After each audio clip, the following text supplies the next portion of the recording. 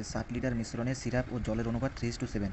তাহলে কত লিটার জল মেশালে নতুন শরবতে সিরাপ ও জলের অনুপাত 2:5 হবে? এসএসসি সিজিএল টায়ার 1 এর কোশ্চেন। তাহলে প্রথমে কী করবো, লিখবো কি সিরাপ আর কত জল, সিরাপ আর জল।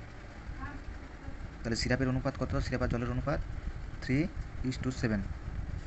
তারপরে কত হয়েছে 2:5।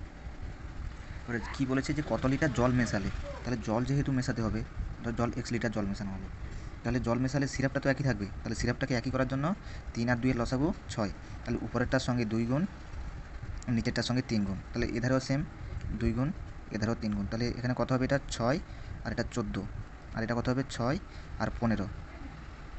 তাহলে 14 থেকে 15 কত বেড়েছে, 1 বেড়েছে।